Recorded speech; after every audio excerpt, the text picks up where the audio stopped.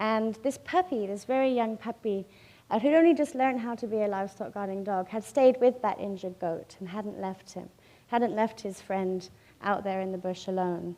And again, he lives with all the different predators that there are in Botswana. So, it just was a great demonstration to the community about how vigilant these animals really can be.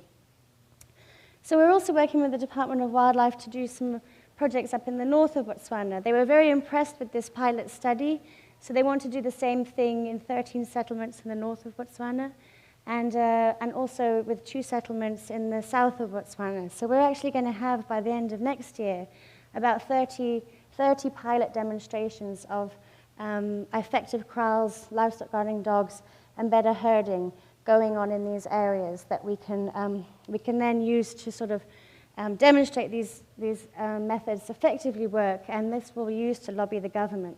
Currently, Botswana government compensates their farmers for losses to predators, which really just pays for bad management.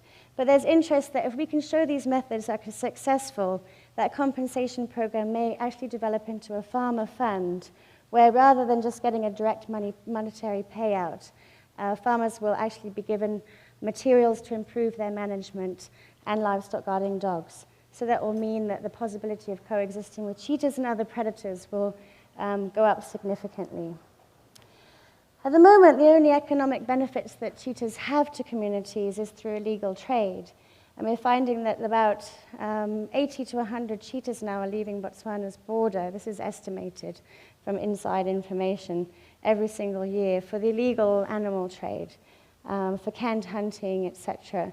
And by working with some of the communities and building up their trust through helping them with these effective tools, we do get given some useful information which helps us to feed that to the wildlife departments and to the government to sort of seize some of these animals. This was one of the animals that we rescued from poachers a year and a half ago, who we were able to release back into the Kalahari. But in the long term, we would like to turn that around, so that's not the only economic benefit that they have. But through using these effective techniques, some of the farmers can get endorsed as wildlife friendly, and the meat that they produce from their livestock will be sold for a higher price. And we've been in a lot of communications with the government and also the people that import Botswana beef into Europe. And they're very interested that if we can get a program going where effective methods are utilized and we can demonstrate that they're cheetah and predator and wildlife friendly, that they'll pay a premium for those farmers for their product. So we're very excited about the opportunities for that. Eco-label